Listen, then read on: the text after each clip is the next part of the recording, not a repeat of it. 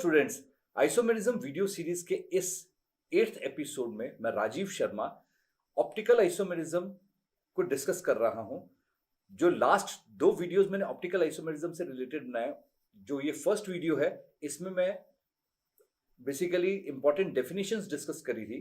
उसके बाद जो ये नेक्स्ट वीडियो है इसमें मैंने डिस्कस किया था कि किस तरह से हम ऑप्टिकल आइसोमर्स कैलकुलेट कर सकते हैं और मॉलिक्यूलर कायरलिटी क्या होती है।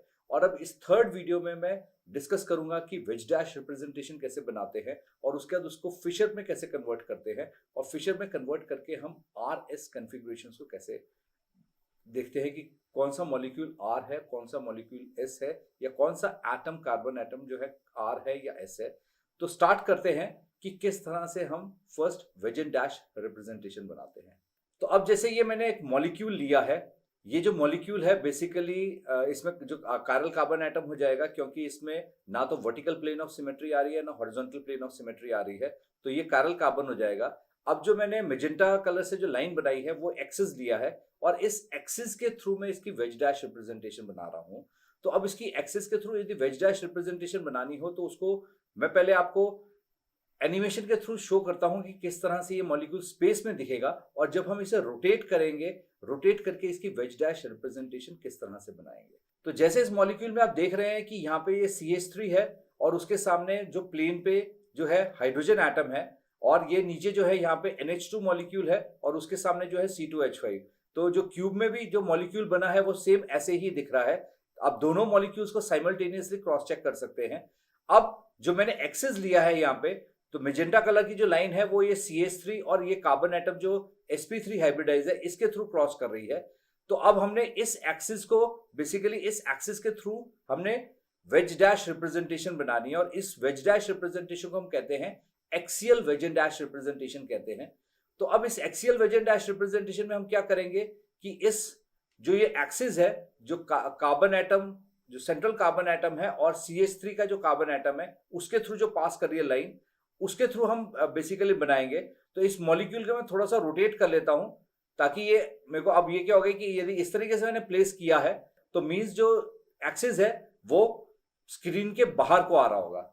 अब हम उसको क्या करते हैं, इस एक्सिस को स्ट्रेट करने की कोशिश करते हैं।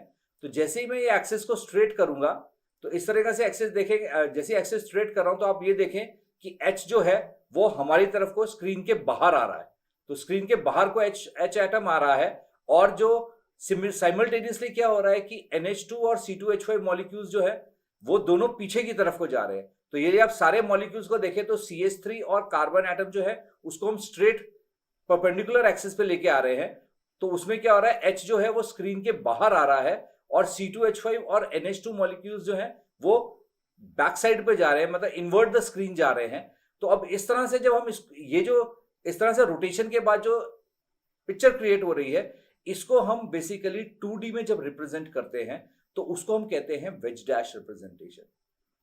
तो जैसे अब हमें अभी हम ये देख रहे थे तो उसी तरह से क्या कर सकते हैं, अब सेम जैसे आप ये स्क्रीन पे देख रहे हैं कि किस तरह से मैं रोटेशन कर रहा हूं, अब उसी को मैं यदि ड्रॉ करूं तो इस तरह से आ जाएगा।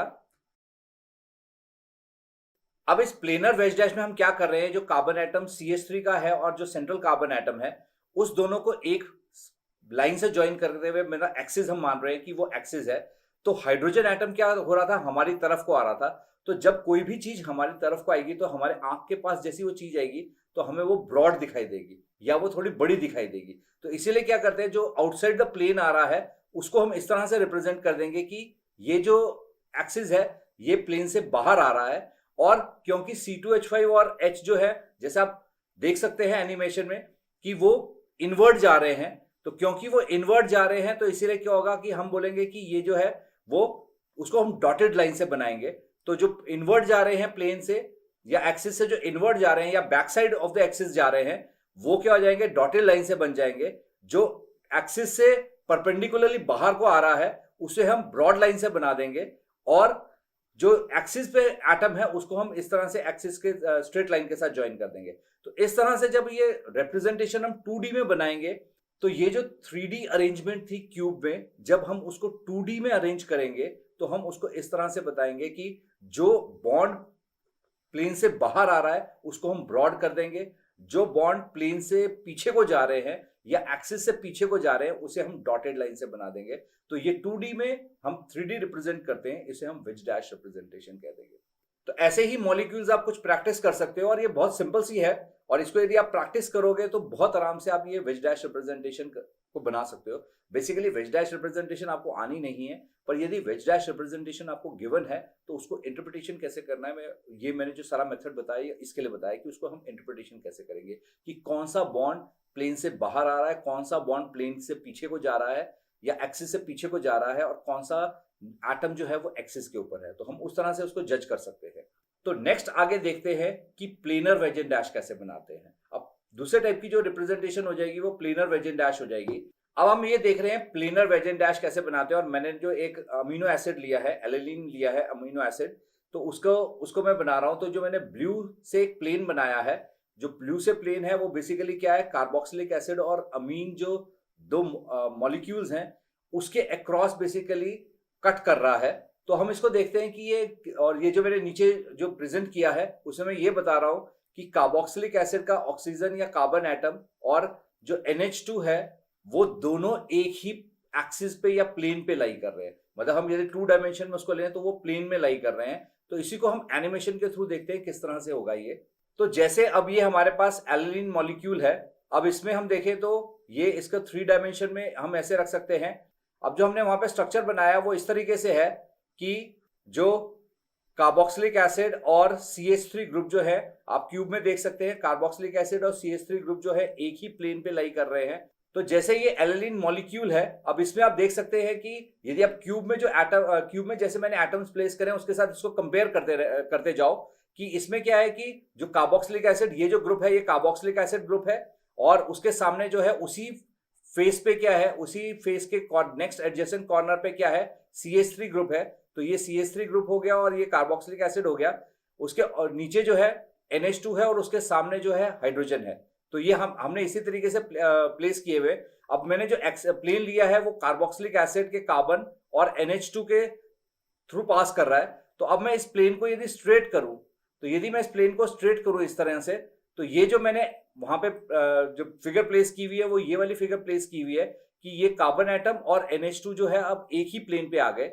अब ये एक ही प्लेन पे आ गए, तो इसको मैं जस्ट रोटेट करूं आपको समझाने के लिए। अब इसको मैं ऐसे रोटेट कर रहा हूं, तो जो स्क्रीन का परपेंडिकुलर है इस समय वो एक प्लेन मान लीजिए, स्क्रीन का परपेंडिकुलर जो है प्लेन हो गया। तो वो क्या कर रहा है, कार्बन एटम और नाइट्रोजन एटम दोनों को बाइसेक्ट कर रहा है।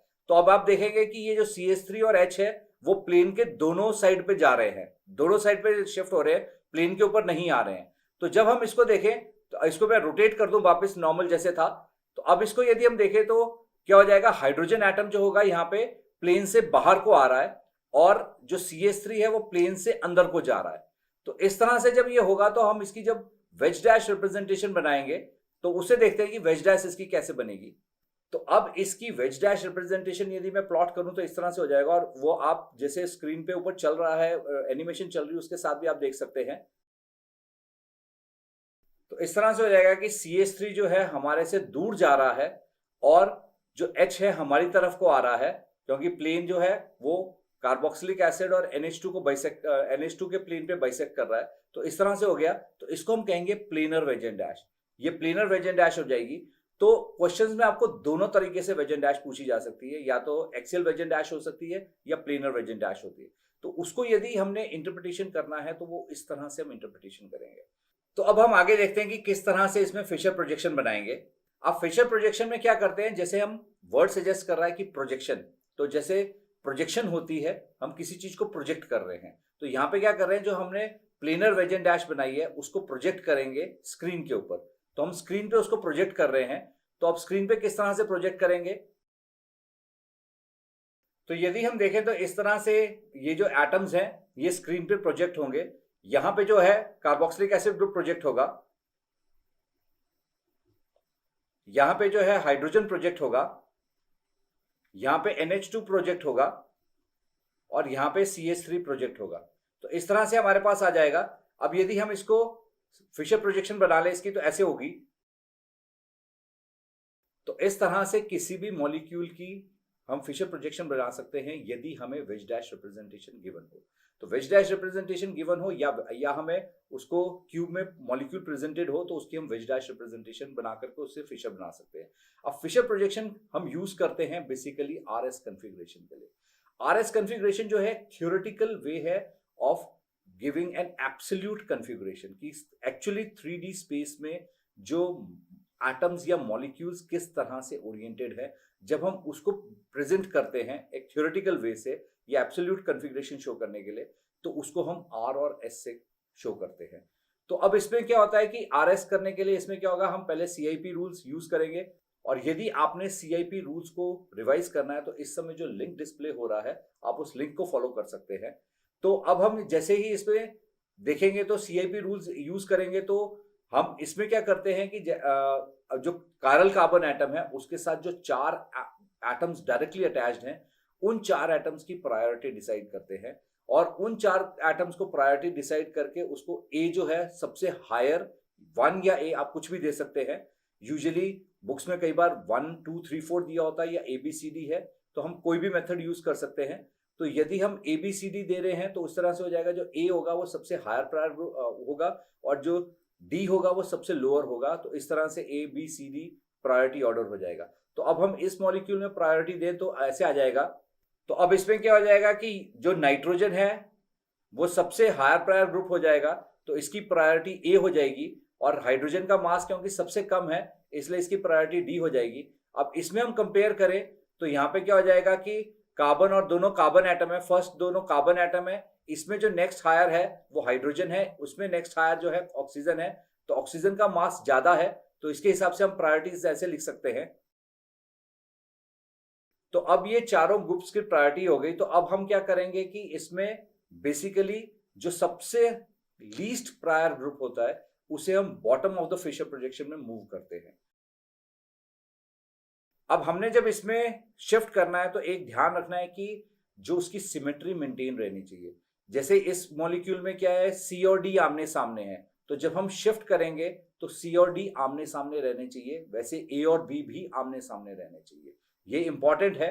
तो हम इसमें क्या करेंगे, आपस में इंटरचेंज करेंगे। तो अब हम यहां क्या करेंगे कि जो D को हमने बिल्कुल bottom of the Fischer projection में मूव कर दिया। अब क्या करेंगे, हम देखेंगे कि ऑब्जर्व करेंगे अपनी आई की मूवमेंट, आंख की मूवमेंट को ऑब्जर्व करेंगे कि जब हम A से B से C पे जा रहे हैं तो यहां पे क्या हो रहा है कि जब हम A से B से C पे जा रहे हैं तो आई की मूवमेंट क्या हो रही है, हमारी क्लॉकवाइज मूवमेंट हो रही है, क्योंकि जैसे क्लॉक मूव करती है वैसे ही हमारी आई की मूवमेंट हो रही है। तो यदि क्लॉकवाइज जब मूवमेंट हो रही है तो हम उसको कहेंगे कि कॉन्फ़िगरेशन जो है आर कॉन्फ़िगरेशन है। तो जब एंटी क्लॉकवाइज मूवमेंट हो रही होती है तो हम उसको कह देते हैं वो एस है। तो जब यदि हमारे पास क्लॉकवाइज मूवमेंट होगी आई की, तो जब क्लॉकवाइज मूवमेंट होगी तो वो आर हो जाएगा, जब एंटी क्लॉकवाइज मूवमेंट होगी तो वो एस हो जाएगा। तो इस तरह से हम बेसिकली क्लॉकवाइज और एंटी क्लॉकवाइज मूवमेंट के थ्रू हम फिशर प्रोजेक्शन में देख सकते हैं कि किस तरह से किसी भी कार्बन एटम को हमने आर मेंशन करना है या एस। तो इसका यदि हम नेम करेंगे तो ये जाएगा आर एलिलीन। तो आर एलिलीन हो जाएगा कि जो इसकी एब्सोल्यूट कॉन्फ़िगरेशन है वो बेसिकली रेक्टस है। तो R stands for rectus and S stands for sinister. तो आप यदि IIT की या नीट की या CBSE की प्रिपरेशन कर रहे हैं और उसके लिए आप मॉक टेस्ट ढूंढ रहे हैं, MCQ टेस्ट ऑनलाइन ढूंढ रहे हैं, नोट्स ढूंढ रहे हैं या प्रैक्टिस असाइनमेंट्स ढूंढ रहे हैं, तो जो लिंक है डिस्क्रिप्शन बॉक्स में, फर्स्ट लिंक है, उसे क्लिक करो और सारा मटेरियल आप फ्री ऑफ कॉस्ट यूज कर सकते हैं। आप कहीं मेरे चैनल पे फर्स्ट टाइम तो नहीं विजिट कर रहे हैं? यदि फर्स्ट टाइम विजिट कर रहे हैं तो मेरे इस चैनल को सब्सक्राइब करो। सब्सक्राइब करते हुए ध्यान रखना है कि आपने बेल आइकन भी प्रेस करना है और नोटिफिकेशंस में ऑल नोटिफिकेशंस को टिक करना है।